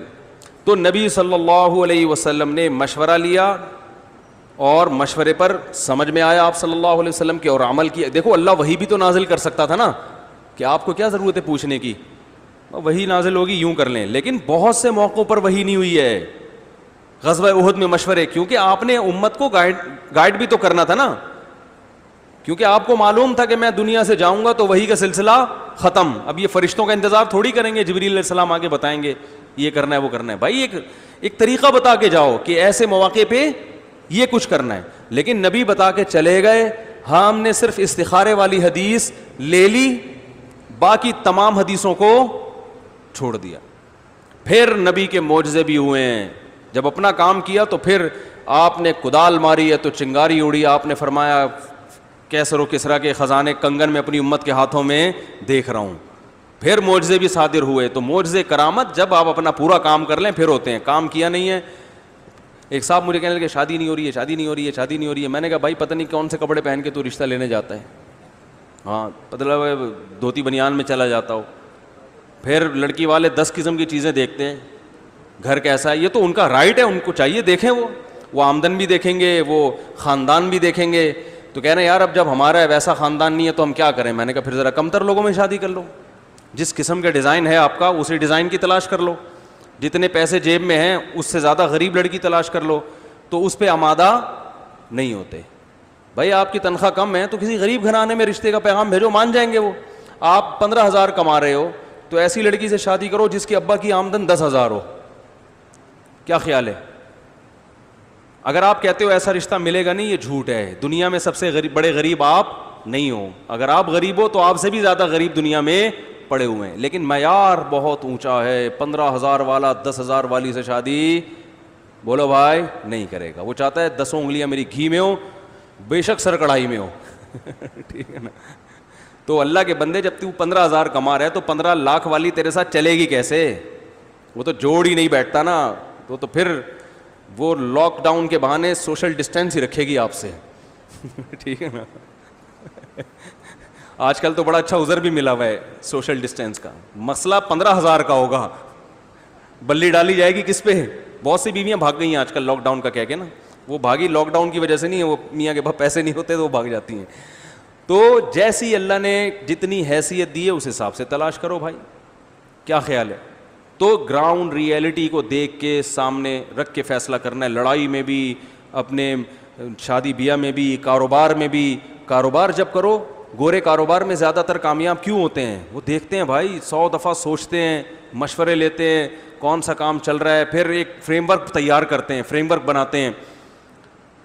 ان کے یہاں مشوروں کے لاکھوں روپے تنخواہ ہوتی ہے.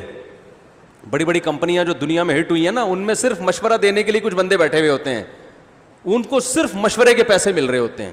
کہ آپ کا کام یہ ہے کہ بہتر سے بہتر ہم کمپنی کو ارننگ کیسے کر سکتے ہیں. آپ بس بیٹھ کے سوچو, جو کھانا ہے کھاؤ, جو پینا ہے پیو, لگژری لائف ان کو دیتے ہیں کہ آپ کو کوئی ٹینشن نہیں ہونی چاہیے.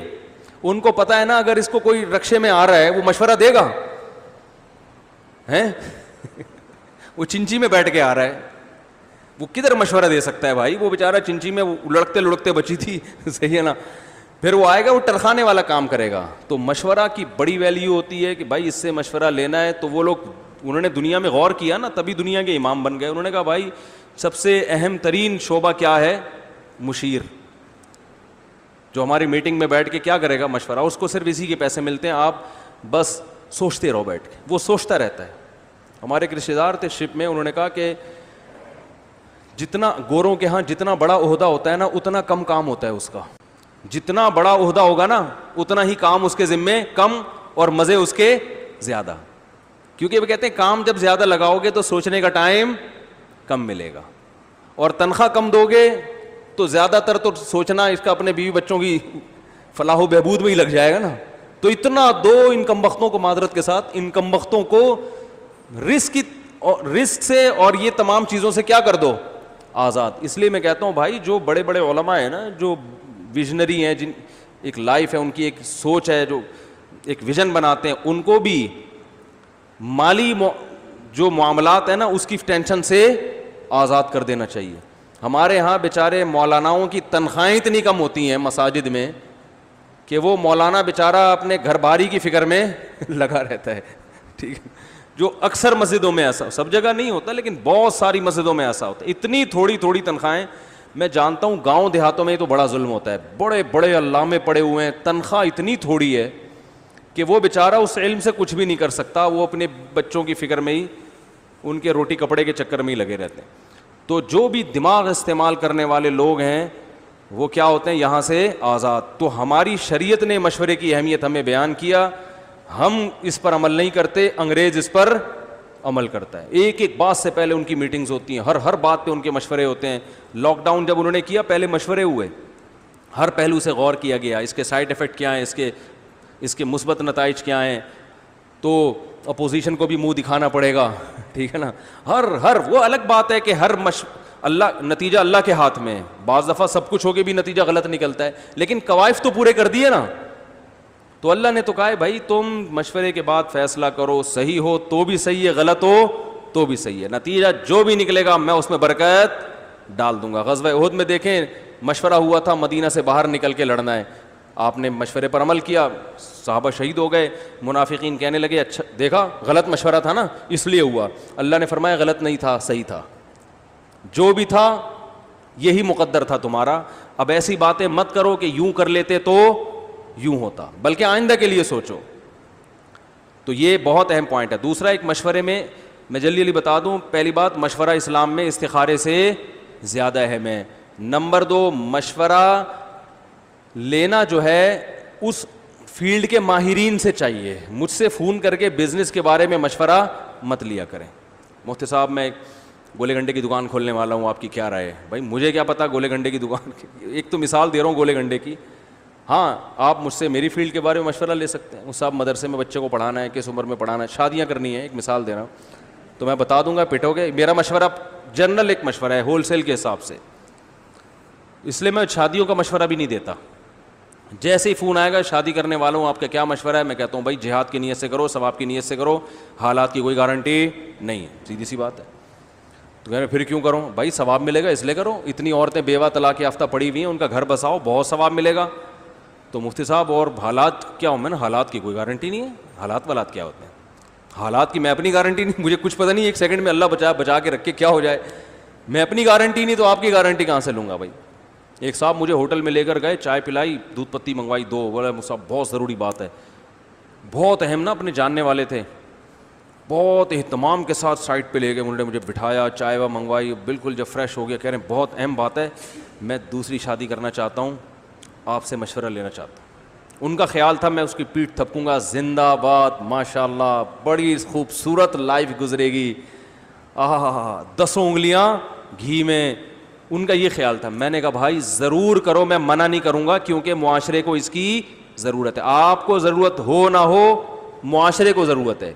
زنا بھی پھیل رہا ہے, طلاق یافتہ بیوہ کنواری لڑکیوں کی بھرمار ہے, کوئی گھاس ڈالنے کے لیے بیچاریوں کو تیار نہیں ہے, کوئی گھر بسانے کے لیے تیار ہے. ہمت کرو, شاباش, ثواب. تو کہنے لگے فائدہ, اور کیا فائدہ ہوگا؟ میں نے کہا ثواب کی گارنٹی ہے, حالات کی کوئی گارنٹی. بولو بھائی نہیں. کہنے کیا ملے گا؟ میں نے کہا ثواب ملے گا بس. اب یہ بہت بڑی چیز ہے اگر ثواب مل رہا ہے آپ کو, لیکن لوگ کہتے ہیں یار ہم ثواب کے لیے اتنی بڑی قربانی دیں. تو صحابہ کرام نے غزوہ احد میں جو بہت بڑی قربانی دی تھی, کس کے لیے دی تھی؟ ثواب کے لیے دی تھی نا. تو ثواب کے لیے قربانی دینا مردوں کا کام ہوتا ہے, اور صرف دنیا کے پیچھے بھاگنا یہ نفس پرستی ہے, ٹھیک ہے نا. تو آپ ہمت کرو, بہت ساری عورتیں بیچاری بیوہ بیٹھی ہوئی ہیں, اور کر کے پھر پٹو تو پٹنا برداشت کرو, بولو یہ کس کے لیے ہے؟ اللہ کے لیے. برداشت کرو. موسٹ وانٹیڈ گاڑی کے پیچھے لکھ کے لگا دو, بائک کے پیچھے پکڑا جاؤں, کہیں بھی پکڑا جا سکتا ہوں. تو کیونکہ جو کرتے ہیں بھاگ کے آتے ہیں, تو کسی خوش فہمی میں مبتلا ہو کے 4 شادیاں نہ کریں, ثواب کی نیت سے کریں. اور ایسی کی, یہ جملہ یاد رکھ لیں, ایسی کی تیسی, ٹھیک ہے نا. کیونکہ جو وہ ہو جاتا ہے نا, گھبرا جاتا ہے, وہ پھر گیا. اب آپ نے کی, وہ کرنے لگے, اور ایک صاحب آئے کہہ رہے میرے دوسری شادی ہو رہی ہے, نکاح پڑھا دیں. تو میں نے کہا اچھا ٹھیک ہے. اب نکاح کے لیے مجھے ٹائم دے دیا, میں آ کے بیٹھا ہوں, ان کا نکاح ہونے والا ہے, جا کے وضو کر رہے ہیں, پہلے 2 رکعت نفل پڑھی انہوں نے. میں نے کہا چلو اچھی بات ہے بھائی, نکاح سے پہلے اللہ کو یاد کر رہے ہیں, سبھی اچھی بات ہے. سلام پھیرا, پھر بیٹھے پھر 2 رکعت نفل کی نیت باندھ لی. سچی مچی کا واقعہ بتا رہا ہوں. پھر کیا ہوا, پھر پتہ نہیں کیا خیال ہے, پھر وضو کر کے آئے, پھر 2 رکعت نفل. میں نے کہا کیا ہو گیا بھائی, یہ دن میں تو تراویحیں کب سے ہو گئی ہیں. کہہ رہے ہیں یار بے چینی ہو رہی ہے, گھبراہٹ ہو رہی ہے, پتہ نہیں میں کیسا کام کرنے جا رہا ہوں. تو میں نے کہا پھر نہیں کرو, اگر ہمت نہیں. کہہ رہے نہیں کروں گا تو صحیح, وہ تو لڑکی والے انتظار میں بیٹھے ہوئے ہیں. تو میں نے کہا مسجد میں نہیں, کہہ رہے ہیں ان کے گھر جانا ہے. تو میں نے کہا پھر چلو یار جلدی چلو, میرے پاس ٹائم نہیں ہے.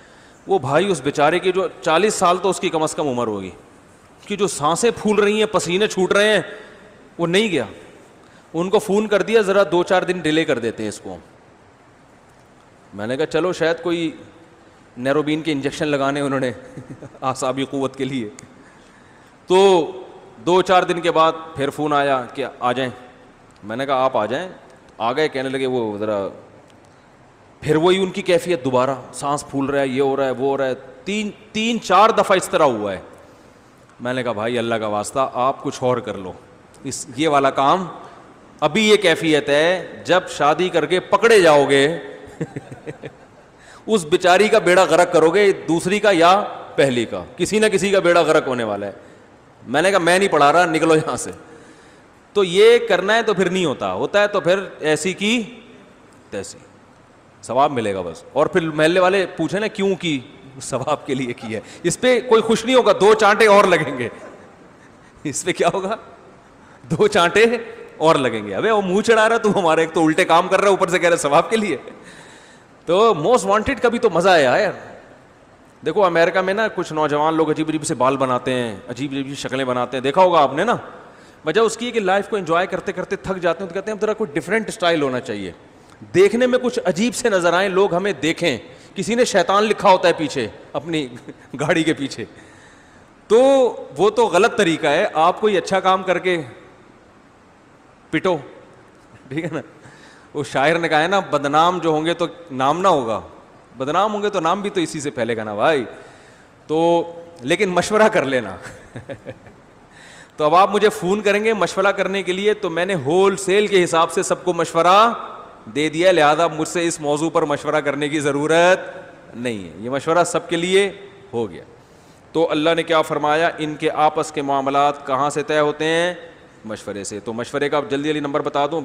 پہلی بات, مشورے کی اہمیت اسلام میں بہت ہے. نمبر 2, جس سے مشورہ لے رہے ہو وہ اس فیلڈ کا ماہر و تجربہ بھی رکھتا ہو. صحت کے بارے میں ڈاکٹروں سے مشورہ لو. کرونا وائرس میں آپ نے ڈسٹینس رکھنا ہے یا نہیں رکھنا, یہ وزیر اعظم سے مشورہ مت لو, یہ وزیر اعلیٰ سندھ سے مشورہ مت لو, یہ مسجد کے امام سے, شیخ الحدیث سے, مفتی صاحب سے مشورہ مت لو. یہ کس سے لوگے, یہ ڈاکٹر سے مشورہ لوگے, ٹھیک ہے نا. اور دینی معاملہ ہو کوئی, اس میں مشورہ کس سے لوگے, ڈاکٹروں سے نہیں بلکہ علماء سے مشورہ لوگے. اور بہت ساری چیزیں جن میں مشورے لیے جاتے ہیں, تو ہر فیلڈ میں اس کے ماہر سے مشورہ لیا جائے گا. فریج کون سا لینا ہے آپ نے, تو یہ الیکٹریشین بتائے گا آپ کو, کیا خیال ہے. تو تیسری شرط یہ ہے کہ پہلی ہے, تیسری ہو گئی, دوسری ہو گئی. پہلے مشورے کی اہمیت, دوسری مشورہ ماہر سے لینا ہے, تیسرا مشورہ اس سے لو جس کا مشورہ دینے میں اپنا مفاد نہ ہو. بعض دفعہ یہ ہوتا ہے کہ جب ہم کسی سے مشورہ لیتے ہیں, جیسے دکان والے سے آپ پوچھ رہے ہیں فریج کی دکان میں جا کے کہ کون سی کمپنی کا فریج سب سے بہتر ہے, وہ اس کمپنی کا بہتر بتائے گا جس پہ کمیشن اس کا زیادہ ہو. اسی سے جا کے پوچھ رہے ہیں, دکان میں جا کے پوچھ رہے ہیں کہ کون سا شہد سب سے بہتر ہے, تو وہ فوراً وہ والا دے دے گا جو کمپنی اس کو کمیشن زیادہ دے رہی ہے. شوز جا کے پوچھ رہے ہیں کون سے کمپنی کے سب سے, وہ لنڈے کے اٹھا کے پکڑا دے گا آپ کو, یہ سب سے بہتر ہے, اس کو ذرا پالش کر کے چمکایا ہوا ہوگا. تو بہت سے ایماندار بھی ہوتے ہیں, لیکن ہمیں نہیں پتا کون ایماندار ہے اور کون بے ایمان. تو اصول بتا دیا, بھائی اس سے لو جس کا ذاتی مفاد نہ ہو یا ذاتی مفاد پہ زد نہ پڑ رہی ہو. مثال کے طور پر اپنی بیٹی کی شادی کرنی ہے, رشتہ آیا ہوا ہے, تو داماد سے مشورہ لینا مناسب نہیں ہے, کیونکہ داماد بعض دفعہ, آپ لوگوں کے علاوہ کی بات کر رہا ہوں, اس کو جیلسی ہوتی ہے کہ مجھ سے اچھا اس گھر میں آیا تو میری ویلیو, ارے بول لو نا یار, ڈاؤن ہو جائے گی. ایسا میں نے دیکھا ہے اپنی آنکھوں سے. ایک صاحب تھے, ان کا جب رشتہ آیا تو وہ بہت ایجوکیٹڈ تھے, تو داماد نے تڑوا دیا, کیونکہ داماد اتنا پڑھا لکھا نہیں تھا. ابھی اس کی بڑی پھوپھاں تھی, اس گھر میں سسرال جاتا تھا, چائے وائے یہ وہ, اس کو پتا تھا یار جب یہ آئے گا تو ہم تو کم ہو جائیں گی ویلیو. سب داماد ایسے نہیں ہوتے, بار بار کہہ رہا ہوں, آپ لوگ کے علاوہ کی بات کر رہا ہوں. ایک آدمی نے کہا اتنا ڈرتے کیوں ہے کہ آپ لوگ کے علاوہ کی بات, بول دو آپ لوگ کی بات کر رہا ہوں. تو بھائی ڈرتا ہوں نا, سیدھی سی بات ہے. تو داماد سے مشورہ لینے میں یہ نقصان ہوتا ہے. بیٹی کی شادی ویسے مشورے لو اس سے, بچی کی شادی میں یعنی اس بچی کے بہنوئی, بہن کا شوہر کیا کہ بہنوئی کہلاتا ہے نا, بہنوئی سے مشورہ لینے میں بعض دفعہ نقصان, بولتے کیوں نہیں بھائی, ہو سکتا ہے وہ نہیں چاہے گا کہ مجھ سے اچھا اس گھر میں آ جائے. بعض دفعہ یہ حسد انسان کو کھا جاتی ہے, تو وہ ٹانگ اڑا دے گا, وہ کسی مکھنچو سے کروا دے گا. بعض دفعہ, ہمیشہ نہیں ہوتا, لیکن ایسا ہو سکتا ہے. تو احتیاط پر عمل کرنا چاہیے. اور یہ کون سی شرط ہو گئی بھائی؟ تیسری شرط ہو گئی مشورے کے معاملے میں.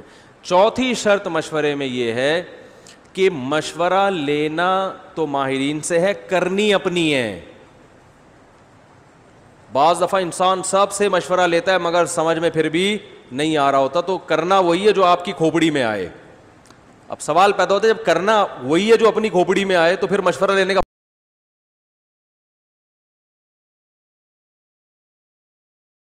آپ کے سامنے آ جائیں گے مثبت اور منفی پہلو, تو اس سے فیصلہ کرنا آپ کے لیے آسان. لیکن کرنا, کیونکہ انسان اپنے بارے میں جتنا اچھا فیصلہ خود کر سکتا ہے کوئی دوسرا نہیں کر سکتا. سمجھتے ہو کہ نہیں سمجھتے ہو؟ تو یہ بہت اہم پوائنٹ کی چیزیں ہیں جو مارکیٹ میں کیا چل رہی ہیں بھائی؟ شارٹ چل رہی ہیں, جس کی وجہ سے ہم تباہی بربادی کی طرف جا رہے ہیں. اللہ تعالیٰ سمجھنے کی عمل کی توفیق عطا فرمائے. مجھے آج جلدی نکلنا تھا, ٹائم بہت زیادہ ہو گیا.